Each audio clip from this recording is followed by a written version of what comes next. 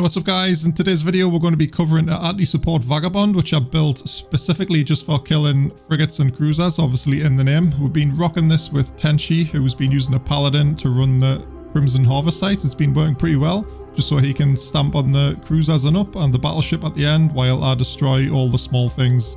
Really speeds up the run times. Had a lot of fun with this, so yeah, hopefully you'll enjoy it.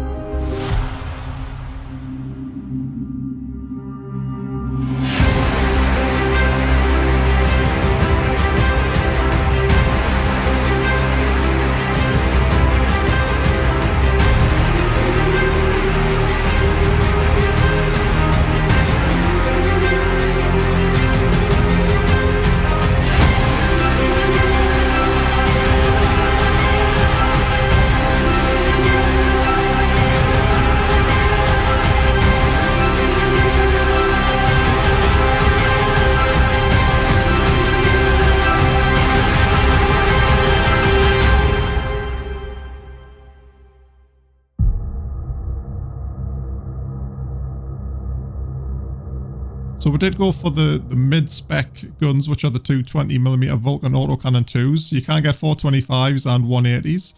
They do like scale with damage and tracking as you go up, but the 220s in the mid-range are like really good for damage and tracking and stuff like that. Keeping it cheap as well. I think the whole fit's only like 360mm or 350mm or something. So large shield booster 2, Afterburner II, which we really only need when we're burning to the gates.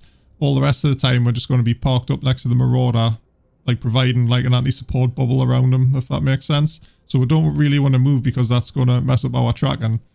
Unless you want to like fully manual for like maximum tracking, but I mean, there's not really any point since we've got the web and stuff. The most expensive mod on the ship is actually this large cap battery, which you could probably do away with. Just fit like a Tech 2 one if you wanted to, or the compact or whatnot. Stasis Web, which we'll get back to in a minute because there's something trick with that. Gyrostabilizer, we've got 3 of them, and assault damage control just in case.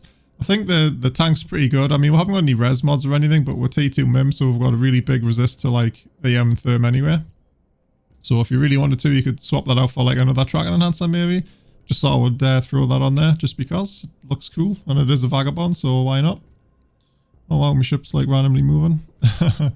Then we've got 2 Projectile Metastasis adjusters. Now what these do is give 20% tracking speed, which is really nice. So we've got 2 of them rigs. I was just chatting to Glurb there in chat as well, and he says you could put like a fall off rig in as well, so you could just like trade a tiny bit of tracking for a little bit higher DPS at ranges, right?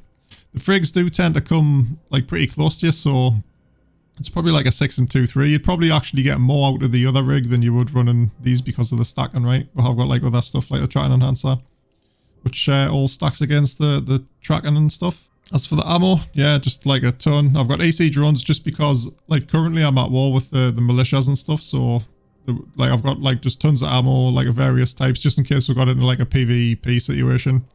But you'd probably be rocking like acolytes or whatever, I'd guess, to do EM damage. To do EM damage. The thing with the drugs as well. So I've got the drop booster, which gives us more tracking, so that's 6%, which is cool. And them synth ones are like super cheap as well. The synth blue pill booster, that gives us a shield tank bonus, 6%. This one's the cool one, so the Harvest Webifier 3 booster. Now this gives us an extra 3 kilometers on the web. So even though this is only a T2 web, we still get 13 kilometers. And that's only 1 kilometer behind like a pimp web. The booster itself is only 9mm, but if you go to your unclaimed items here and just type in web, the login ones, like I had a load of the 3s, and I even had one of the 5s as well.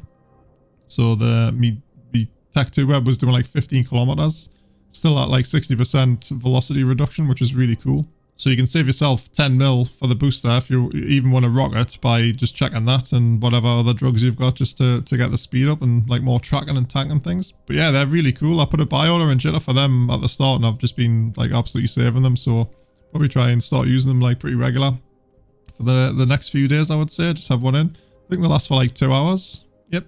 So in my opinion, that's actually totally worth it. Saves you like heating the T2 web, whatnot. Of course, if you're just investing in the ship just for the event, by all means get like a super pimp one, and then even still use the booster because then you're saving the heat and stuff, and it's just really worth it, really. And like I say, if you're going to sell the stuff like straight after, then it's a tidy little investment. You're not really losing much, unless you die, of course. But yeah, that's all I was thinking. We'll just show you the stats as well, which is nice. Let's get it simmed up. So I went over the tracking, which is 76.6 before. The damage in total is 505, so it's not that like great. I mean, it's not really a great solo ship, because you're going to probably lose to the boss. If other people come in like rattlesnakes or other marauders, obviously you're just going to...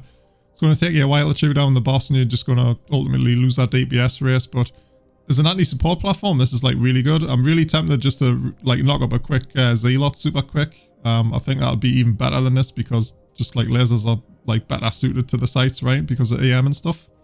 But yeah, this has been pretty fun. I enjoyed rocking with Tenchi for a couple of sites. And it certainly sped the thing up, right? I'll probably leave the site running. I'm not sure if I'm going to commentate it. But yeah, if not, guys, thanks for joining. And I will see you in the next one.